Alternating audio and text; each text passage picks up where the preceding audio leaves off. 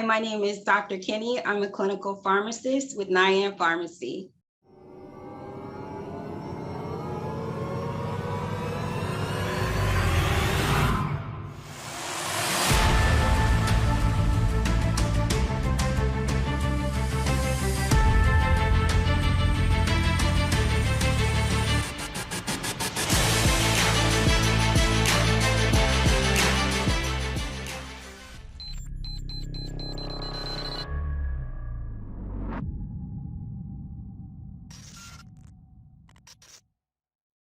Hey, it's Kellen, and today on Diversified Game, I have the founder of Nyan Pharmacy, Dr. Kennie, and she's going to give us the game on how she started, sustained, and succeeding in the business of pharmacy. And I know she might look like, the model that you saw with Tyra Banks, but no, she's a true pharmacist. So don't get it twisted. For those of you who are listening, you say, wait, she sounds too young. Aren't all pharmacists old white guys or, something else? Nope, she's one of those changing the game. So Dr. Kennie, welcome to the show. How are you doing? I'm doing well. Thank you for having me. Well, thank you. And I'm great. And thank you for coming on. I know this is her first time doing an interview like this, so it's going to be amazing when we get into the scandal of pharmacy. I'm just kidding. Oh, wow. But it's really all about you. But I really would like to, know for our audience that are listening on iTunes, Spotify, and our new partner at Africa Young Voices, AYV Radio in Sierra Leone, how and why did you get into pharmacy? What inspired you? Okay, well, it started in high school. I had a love of chemistry, love of math, and just putting things together. And I actually had a mentor, and she was a pharmacist. And she would, take me to the side, talk to me about it.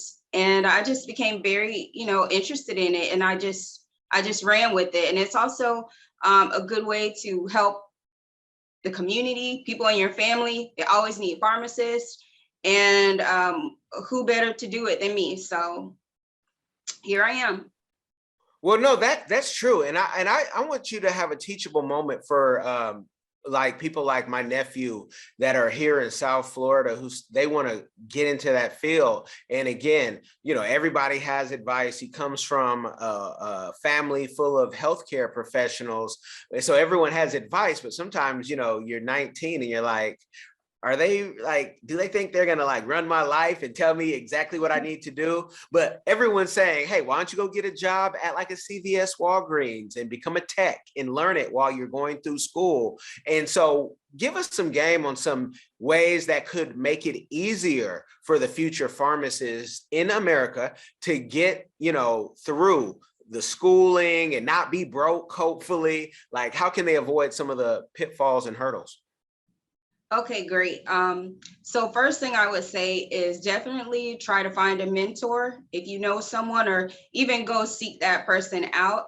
I think it definitely is a good idea to work for a pharmacy while you're in pharmacy school. I would definitely not advise anyone to overdo it, as far as, working 40 hours, things like that. Definitely give yourself some kind of cushion financially. So you're definitely going to need time to study. But one of the things that I would say is, just to find a mentor. And while you have the opportunity, while you're in school, learn as much as you can. When you actually get out into the field, sometimes people think, oh, these things, I'm never going to use this, I'm never going to use that. For myself, I actually use it all.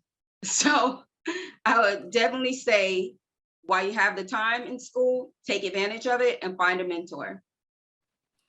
Now, in finding that mentor, can you round with that mentor? Should you work under that mentor? How close of a relationship can you get while being a student and trying to work and all that? Just curious. Okay, sure. For example, let's say if you are working at a Walgreens or a CVS or a, independent pharmacy, if you're able to find someone who's willing to teach you, then I would definitely try and stick with that person. Let's say, even if you have to change your positions, you always want to try and maintain that professional relationship with that person. And also, everywhere that you go, in all of your interactions, try and build positive relationships. I know sometimes people, when you're in school and you're done with this preceptor or you're done with this professor or even the students, you always want to try and maintain positive relationships. You never want to leave anywhere on a negative note. That's definitely something else that I would say. Okay, and what about, is there any accelerated program? Because if you want to go to law school, you really don't have to get your bachelor's. You can do your 90 credit hours and then go directly to law school.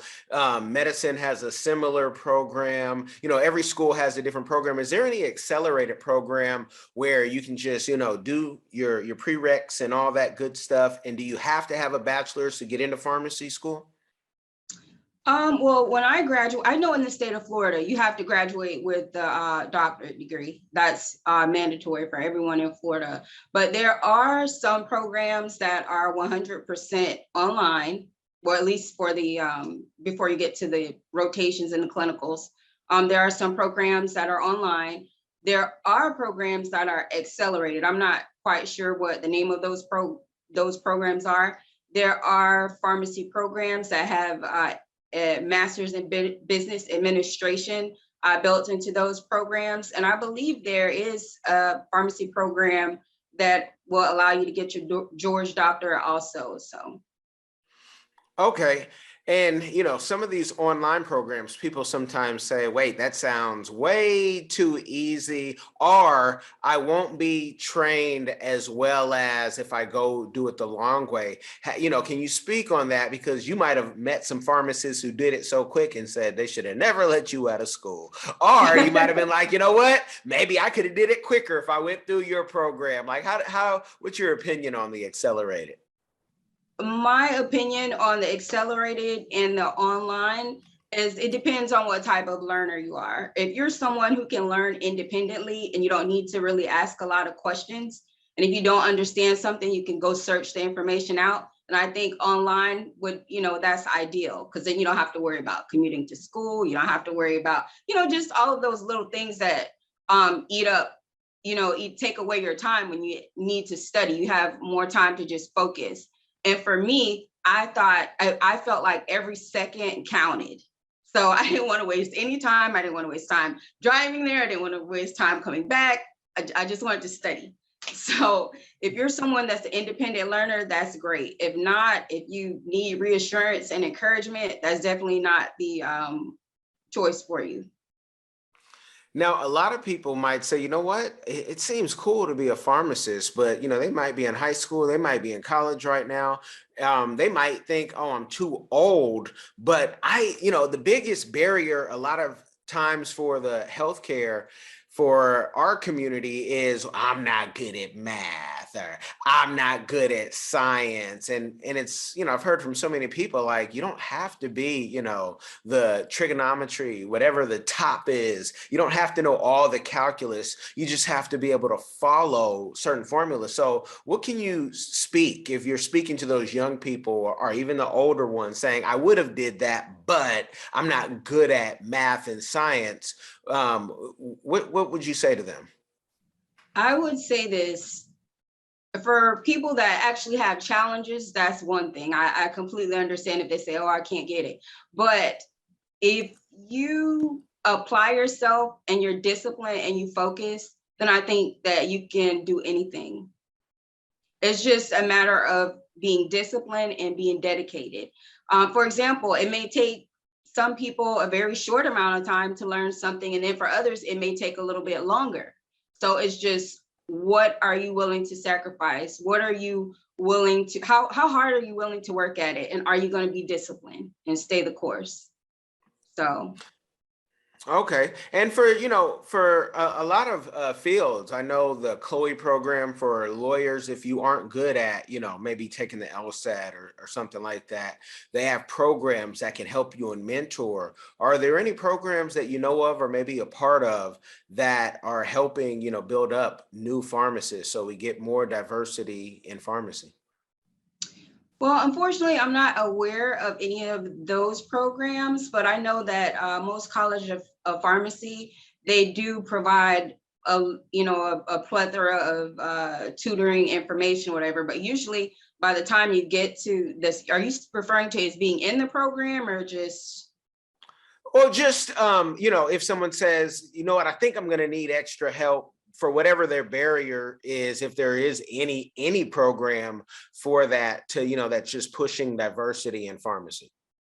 Oh, okay. Is specifically for diversity in pharmacy, I'm not, aware of them, but I do know that a lot of colleges of pharmacy, they have their own associations where they kind of do outreach. So reaching out to someone in one of those programs, like I was saying, try and find a mentor, that would definitely help. And sometimes people will share information that they have with you, such as different preparation courses for major exams, things that they did in undergraduate. Like, for example, if someone says, I had a problem with organic chemistry, I have an organic chemistry book right there with all of my old notes in it and with some of my old exams and old, I just have all of that information still. So Okay. Now, you are a young pharmacist. You have your own company. I want to know, it's one thing to become a pharmacist. It's another thing to become an entrepreneur, and then you start hiring. What were the steps in saying, you know what, I want my own building? Or is it that you work out of another facility so you didn't have to worry about that? Like, what were those steps and where are you at? Because that's inspirational in itself. I mean, any type of entrepreneurship where you have to, your name is on the line. yes. Talk about, the steps you took and where you're at. All right. So for me, I'm currently still building as far as getting the business off the ground. So I am definitely still building at that. But I knew the areas that I want to specialize in. I knew my niche. And what I did is before I got to this point, I made sure to seek out positions that would put me in a better position to when I have my own pharmacy, that I would be ready. I would already know how the game works and I would be able to hit the ground running. So for example, I worked with specialty HIV medication or specialty medication for HIV and Hep C. I worked for a company for 1 year. So I was able to get the training while, I was still getting paid because I knew I would need that information for what I, want to do in the future. I work retail, so I know how to, how to handle retail. I worked as a pharmacy manager, so I know how to handle that as well. So I would strongly say before you just jump into an area of business, if you're able to get some training or go back to mentorship again, that's definitely a good idea. So. Okay. They go check out the links in the description, and I believe you are in the Tampa area. If you do have your own building, like when they go and look in the links in the description, you have your own building. So when they come to your pharmacy, it's in your own building, correct? Not as of right now. As of right now, Okay. we're still working on securing the building. So, Okay. but Securing the building. Oh, go yes, ahead. but I am out right now doing the marketing and the branding and everything like that, as far as building relationships, speaking with, the prescribers or healthcare providers in the area, so that when the building is open, that, we'll be able to hit the ground running and have a positive start. So, Okay. Are you currently looking for investors? yes, investors are always good. Yes. Okay. And I'm actively doing that now. So yes. Okay, yeah, I gotta ask because we're one of the small members at Florida Funders. Mostly it's in tech, but venture Okay. capital is venture capital. So I just like to know. So we put that out there because if we don't ask, people won't know. You're Now, right. now with COVID, I would just think, because we saw nurses making hand over fist. I mean, I won't even say some of the salaries of people I know what they're making. How was pharmacy? Was there an uptick in salary, or or was it kind of the same?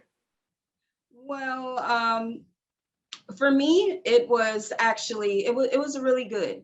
And there was a boom for pharmacists to, for different roles in pharmacy that were in very high demand, such as vaccination. There was a big push. They wanted everyone to deliver vaccinations. So that was something that was really big in Florida. Okay, so it's really good. And this is, our people, sometimes we get motivated by what we see, the glitz, the glam. And so, when they see a nurse made 300,000 and up, I got to get into nursing, or they tell the babies, I got to get into nursing. Pharmacy, you don't see, a lot of pharmacists shining that new Rolex they got off.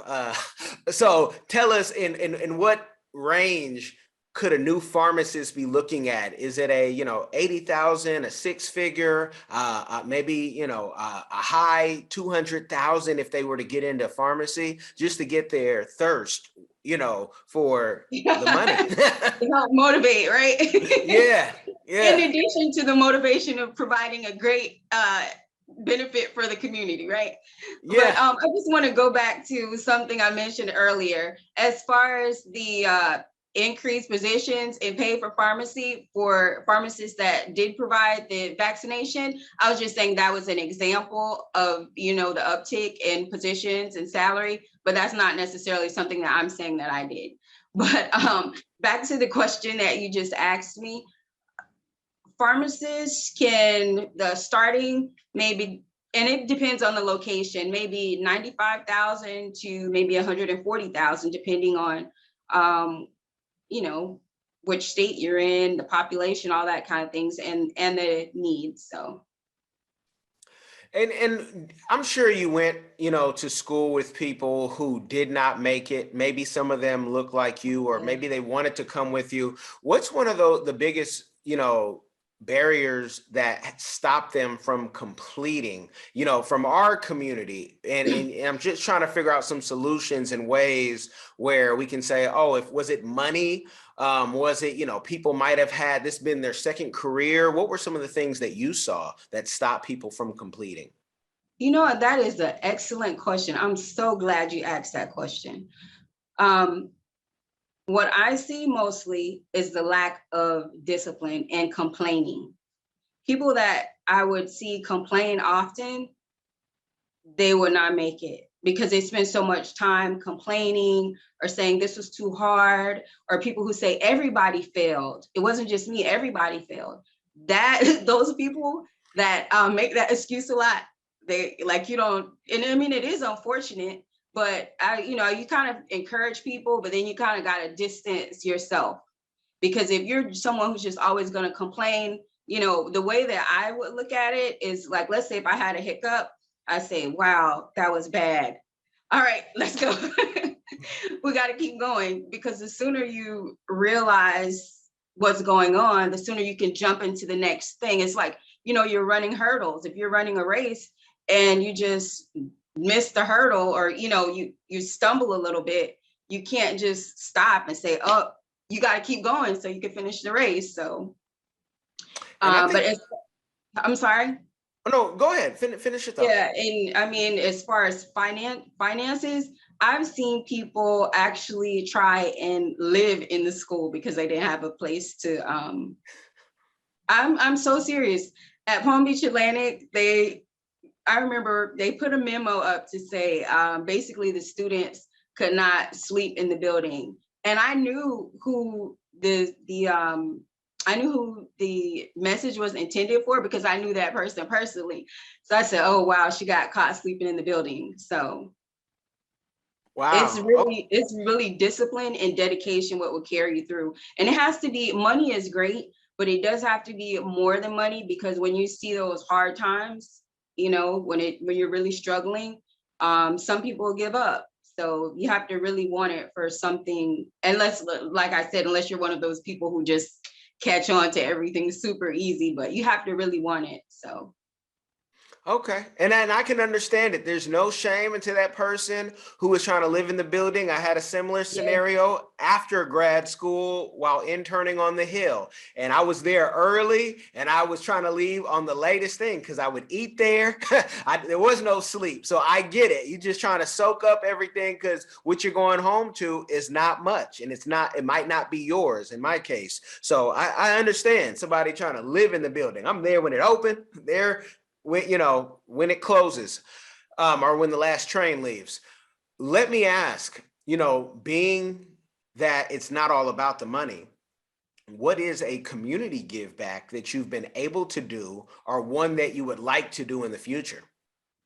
Okay, well, actually, I just became a facilitator for the American Lung Association for open airways in schools.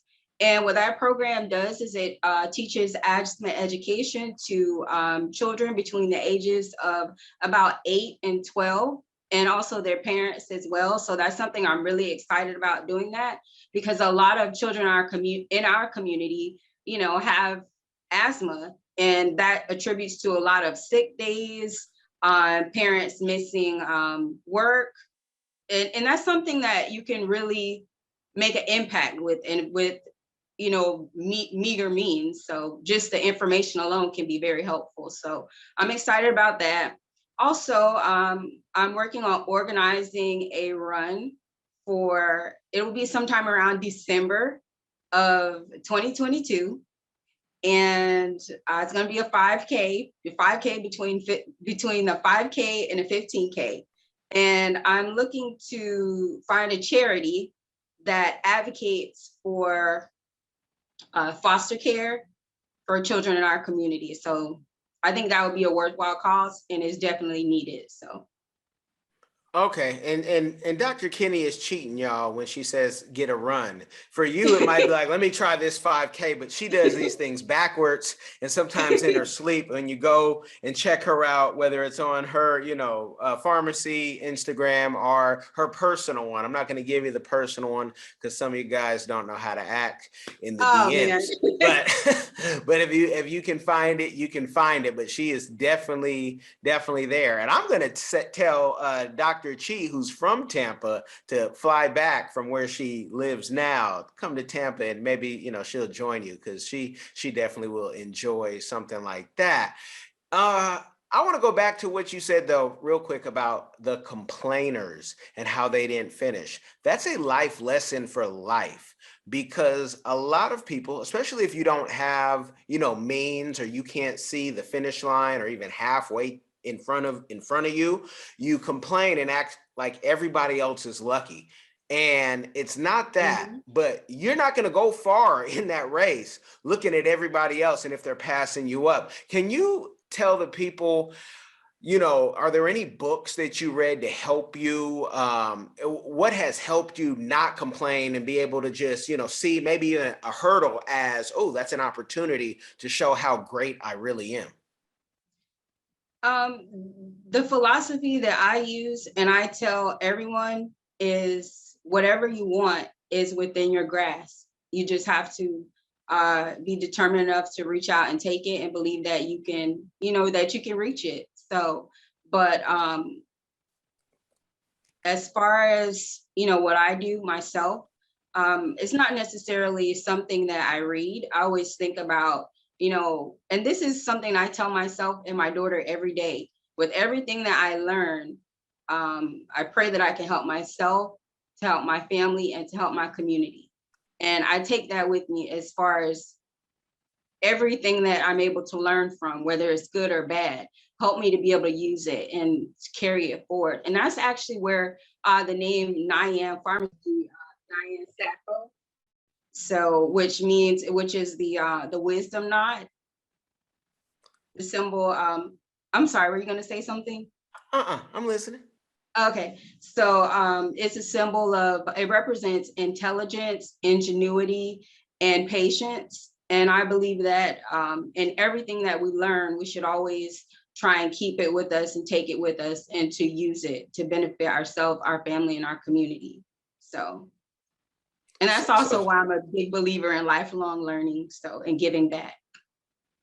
and the key to me that you said prayer, and you guys, whoever you're praying to, because I know some of y'all are so stuck on the universe you forgot who made it, but whoever that is, that this is great stuff. Again, if you're listening even outside of the country at AYV radios, Freetown, I don't want to go to Africa. I'll show you show you some places in Africa that could really use your help too, in case that's Okay. an interest of yours. Anything, where can the people find you, where they can connect with you if they have serious questions, especially business questions about investment, or how they too can become a pharmacist? Okay, sure. You can reach me at info@nyanpharmacy.com. Also at nyanpharmacy.com on Instagram as well. Nyan Pharmacy on Twitter. And also, yeah, those are the primary ways to reach me. So. All right. Well, you guys have been blessed by the game. And if you do nothing else, I want you to share this with somebody, because with this type of game, you can't go broke. You're listening to somebody who has, already started her party. She's showing you it can be done. She looks like you. She's talking like you. And you can't go broke when you're around a good information. Turn off that crap and start listening to things that actually enrich you, and make sure you share it with somebody. It will change their life. Y'all be blessed. Hi everyone. Have you ever been curious about visiting Africa? Which African country were you interested in? Kenya, Nigeria, Uganda, South Africa, Ethiopia? Which country are you interested in? My good friend, Kellen Cash Coleman, came up with a course called My First Trip to Africa that'll guide you through this process. It's only $20, and in this course you'll learn about passports, visas, vaccinations that you need before you go there, as well as a budget, how much the trip is going to cost. He also talks about what you should pack, what you should take with you, how you should travel on a budget. Did you know that $100 is worth 1,000 South African rand and over 10,000 Kenyan shillings? So imagine what you can do with $100 back home. I say back home because I'm from Sudan, I'm African, I already know how it's like. I know that, when you convert Canadian and American money, it goes a long way when you're traveling across Africa. So if you're curious, if Africa is a place that you've always wanted to go, always wanted to move there, Kellen Cash is the person to ask. Check out the course. There's a little preview you can listen to before you actually purchase it. If you're interested in this course, visit www.diversifiedgame.com. Don't miss out.